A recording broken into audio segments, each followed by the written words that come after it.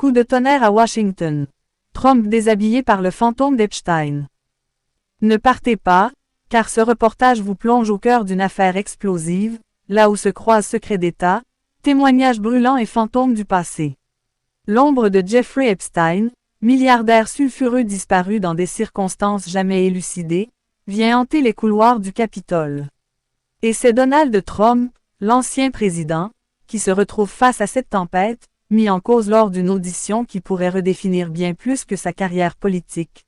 Son héritage, son image, et peut-être son avenir judiciaire. Chaque détail compte, chaque silence pèse lourd, et derrière les sourires de façade des élus se cachent des manœuvres calculées, prêtes à faire éclater des vérités dérangeantes. Vous allez découvrir une scène digne des plus grands drames politiques, où les accusations volent comme des éclairs, et où même les plus puissants ne sont pas à l'abri d'être démasqués.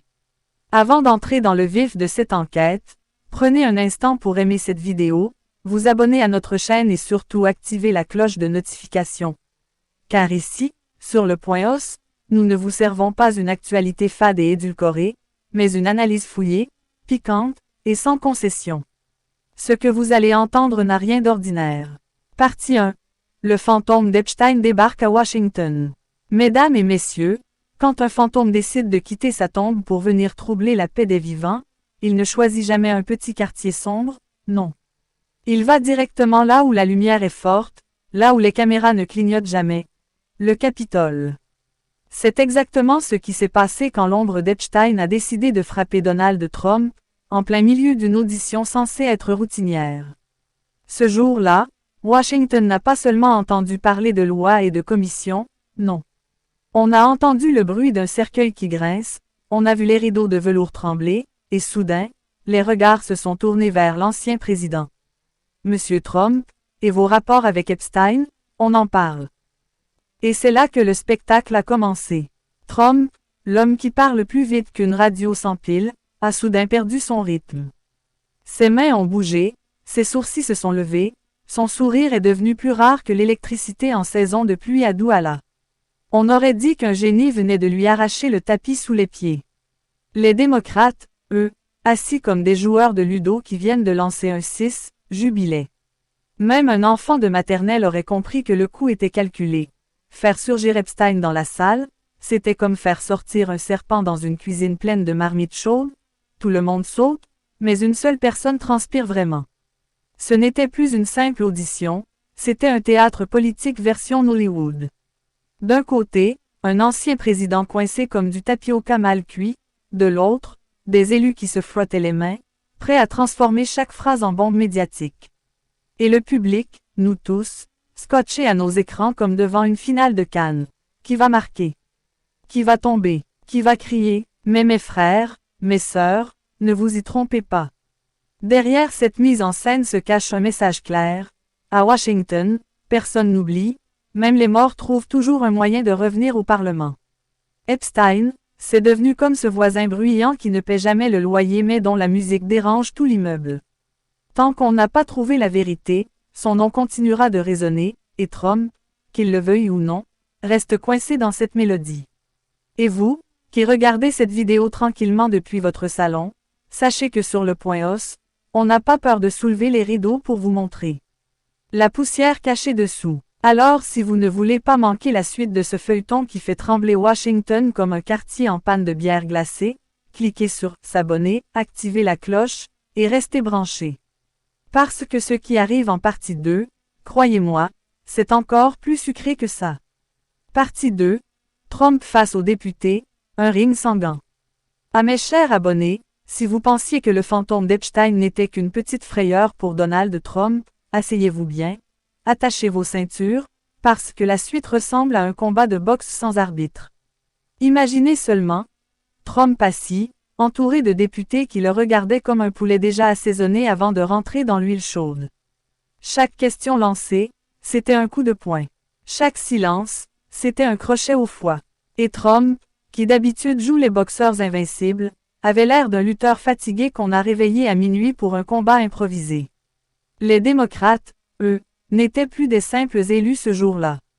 Non, non, ils étaient devenus des catcheurs de marché, prêts à plaquer Trump contre le mur du Capitole.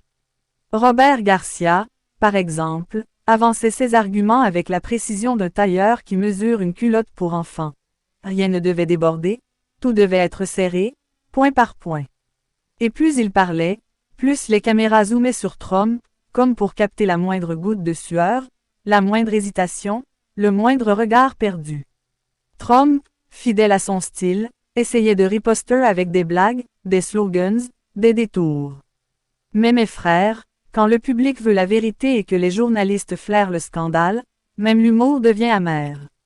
Ces phrases résonnaient comme un générateur à moitié en panne. Ça vrombite, ça crache, mais ça ne produit pas assez de courant pour allumer la maison. Et les démocrates, eux, riaient sous cap. Pour eux, c'était Noël en plein septembre.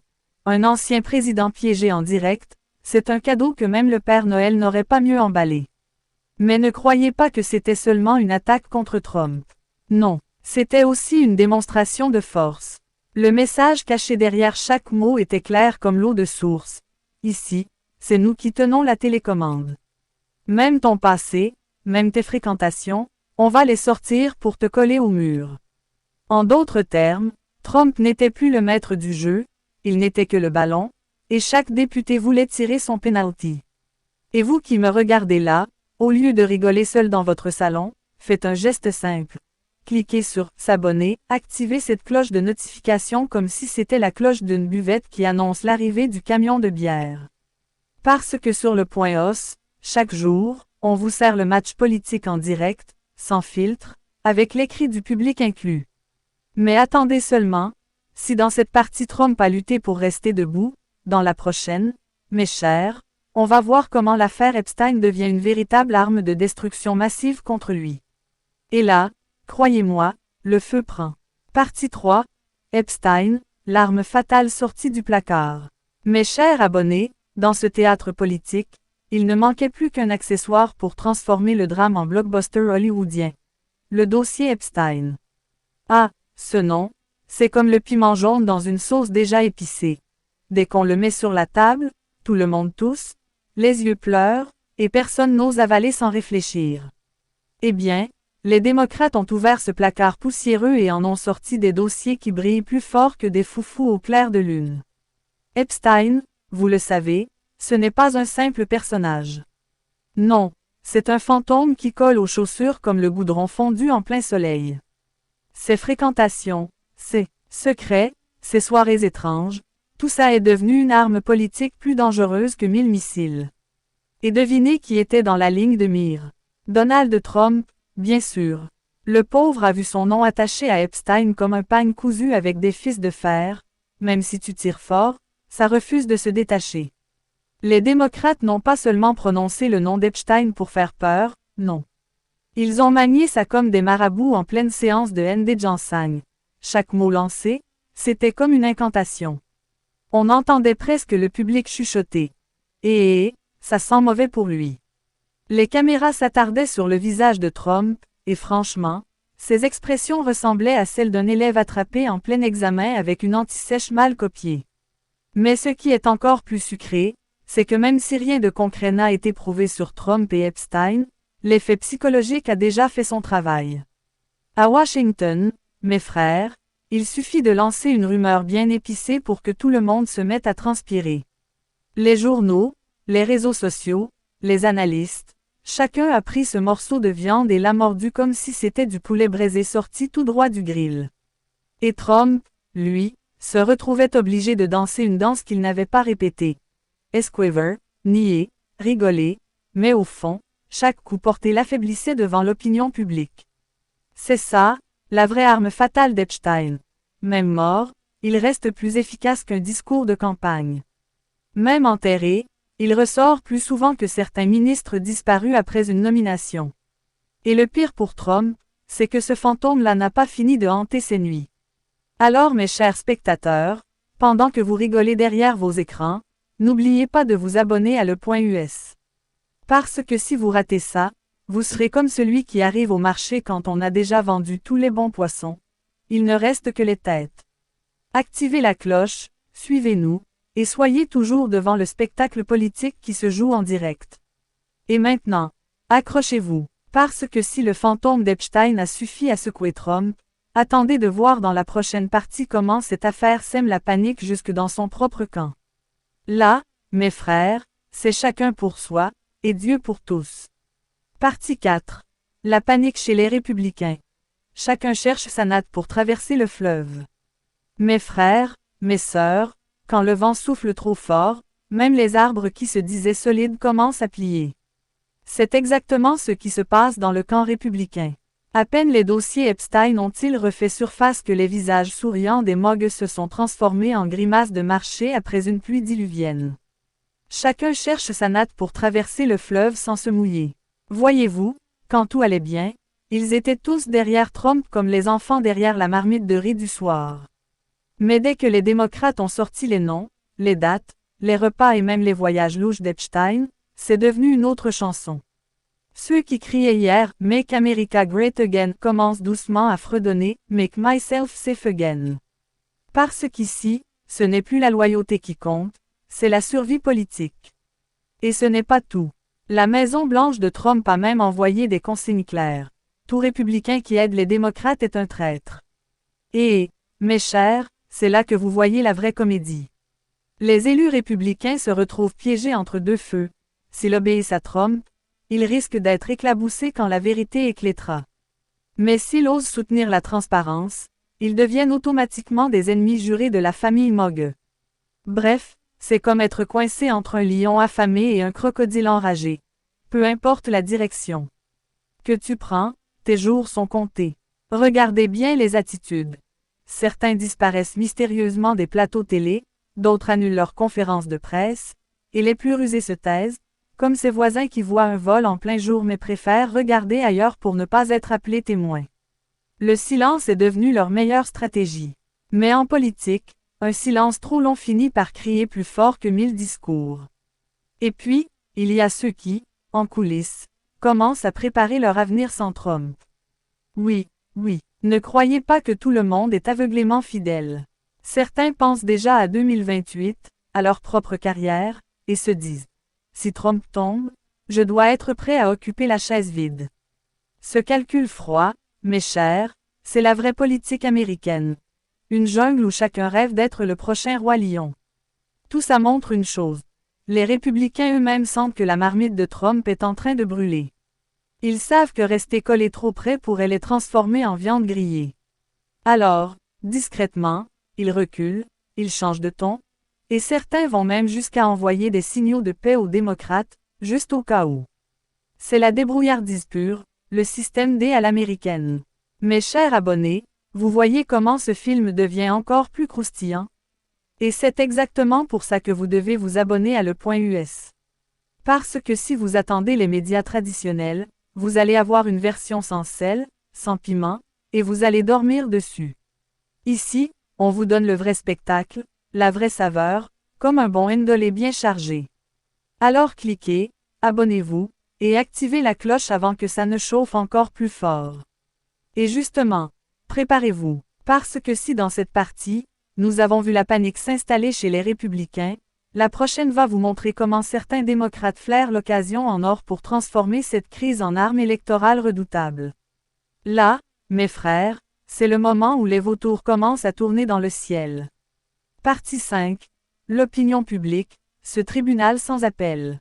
Quand les murs du Congrès se referment et que les micros s'éteignent, le vrai match se joue dehors, dans la rue, sur les écrans, dans les têtes. Et là mes frères, c'est un autre stade. L'opinion publique américaine, c'est comme un stade de foot de Douala un jour de derby. Ça crie, ça siffle, ça insulte, ça supporte, mais au final, c'est toujours elle qui donne le score final. Et dans ce match-ci, Trump se retrouve à jouer à l'extérieur, devant un public hostile qui n'a pas oublié ses anciennes casseroles. Les Américains, eux, n'ont pas la mémoire courte comme certains de nos politiciens qui pensent que le peuple est amnésique. Non, ici, chaque bourde est archivée, chaque phrase est ressortie au bon moment, comme quand un Camerounais ressort la facture d'un ancien crédit MTN pour rappeler à son voisin qu'il doit encore 200 francs. Et sur les réseaux sociaux, oh là là, c'est la vraie chambre criminelle. Twitter, X, est devenu le tribunal suprême de la vérité et du mensonge. Les internautes n'ont pas seulement jugé Trump, ils l'ont exécuté en direct. Certains ont même ressorti des photos d'archives où on le voit sourire avec Epstein, comme pour dire « Papa, tu n'échapperas pas cette fois-ci ». D'autres, plus malicieux, se sont mis à faire des montages, transformant Trump en figurant de série Netflix, avec Epstein en fantôme qui le hante dans chaque couloir. Bref, l'opinion a pris le dossier et l'a emballé comme du poisson braisé qu'on vend à Mokolo. Avec du piment, de la sauce et beaucoup de bruit. Mais attention, cette opinion est aussi versatile qu'une pluie à Yaoundé. Aujourd'hui elle applaudit, demain elle insulte. Après-demain elle oublie. Et Trump le sait très bien. Alors il joue sa dernière carte. Séduire encore et toujours son électorat fidèle, cette fameuse base qui le défend bec et ongles, comme si on leur avait promis le visa américain en cadeau. Ces fidèles, eux, ne voient pas Epstein, ils ne voient pas les scandales, ils voient seulement un champion qui, malgré tout, continue de faire trembler Washington. Mais jusqu'à quand? Voilà la grande question. Car ce tribunal populaire, mes chers abonnés, ne pardonne pas indéfiniment. Et si demain les révélations s'accumulent, si d'autres fantômes sortent du placard, Trump pourrait bien finir par perdre ce procès invisible qui se déroule dans les cœurs et les esprits. Et croyez-moi, perdre l'opinion, c'est pire que perdre un procès. C'est perdre son aura, son mystère, son pouvoir de séduction. Alors, avant de filer vers la conclusion explosive de ce reportage, je vous le répète, ne jouez pas les spectateurs muets comme à une veillée mortuaire. Cliquez sur « S'abonner », activez la cloche et rejoignez la grande famille du Point US. Ici, on décortique la politique comme on décortique les pistaches. Avec patience, humour et beaucoup de piment. Partie 6. La dernière danse avant l'orage. Trump au pied du mur. Mes frères, mes sœurs, si vous pensiez que l'affaire Epstein allait s'éteindre comme une bougie dans le vent, détrompez-vous. Non, ici, on ne parle pas d'une simple tempête, mais d'un ouragan politique qui pourrait bien emporter tout sur son passage. Et au centre de ce cyclone, il y a Donald Trump, debout, les bras levés, comme un joueur de sapeur qui se rend compte qu'il a oublié son casque avant de traverser la rivière Nyong en saison des pluies. Chaque mouvement, chaque geste est scruté, analysé, disséqué par le Congrès, par les médias, mais surtout par le peuple américain qui a désormais les yeux grands ouverts. Dans cette partie, on voit la vraie stratégie du chaos. Trump tente de détourner l'attention avec des histoires d'Amelia Earhart, avec des tweets flamboyants, avec des promesses d'archives déclassifiées, tout pour éviter que le monde politique regarde les 3 à 4 téraoctets de dossiers Epstein qui, selon les démocrates, pourraient révéler des vérités qui font mal. Ah, mes chers, vous voyez là le style trumpien. Jouer avec les histoires du passé pour cacher le présent, comme quand un vendeur de manioc à Douala balance du piment sur le poisson pour qu'on oublie que le poisson est périmé. Et pendant ce temps, dans les coulisses, les alliances se font et se défont comme les nattes des chevelures des marchés de Yaoundé. Certains républicains commencent à frissonner. Rester fidèle à Trump pourrait les brûler, mais le quitter serait prendre un risque de représailles politiques. Même les plus courageux se demandent s'il ne ferait pas mieux de se cacher derrière un palmier, en attendant que le feu passe. Les démocrates, eux, observent, prennent des notes et calculent chaque mouvement, chaque erreur, comme un maître chessman qui prépare son échec et mat. Mais la véritable valeur ajoutée dans cette partie, c'est de voir comment Trump, malgré tout, continue de mobiliser sa base.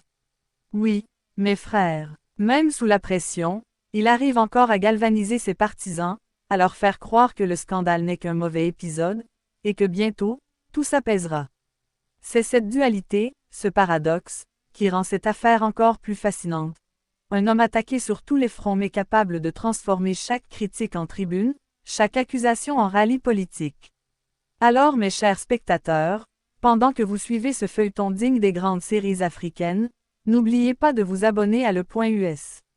Parce que si vous ratez la suite, vous allez manquer le moment où le théâtre se transforme en incendie, et ici, nous vous donnons les coulisses, les dialogues et même les rires cachés derrière les rideaux. Cliquez, abonnez-vous, activez la cloche, et restez bien prêts pour la grande conclusion. Et maintenant, préparez-vous pour la clôture marquante, où nous allons analyser l'ensemble de la crise et vous poser la question qui fera vibrer tout le public. Que restera-t-il de Trump quand la poussière d'Epstein retombera sur Washington? Conclusion. Quand Epstein secoue Washington, que restera-t-il de Trump? Mes chers spectateurs, nous arrivons à la fin de ce feuilleton politique digne des plus grandes telenovelas américaines. Mais avant de fermer la page, posons-nous la question qui brûle toutes les lèvres. Quand la poussière d'Epstein retombera sur Washington, que restera-t-il de Trump? Les dossiers explosifs, les révélations inattendues, et les alliances fragiles ont transformé la capitale en un véritable champ de bataille invisible, où chaque mot compte, chaque geste peut faire tomber un géant. Vous l'aurez compris, mes frères et sœurs, cette histoire ne parle pas seulement de Trump ou d'Epstein. Elle parle de pouvoir, de secrets, de mensonges savamment empaquetés, et surtout de l'opinion publique qui joue son rôle de juge impitoyable. Comme disait Franklin D. Roosevelt, la seule chose que nous ayons à craindre est la peur elle-même. Mais ici, la peur n'est plus seulement pour le peuple, elle est pour ceux qui croyaient que leurs privilèges pouvaient résister à la lumière. Et vous, spectateurs attentifs, que pensez-vous qu'il adviendra?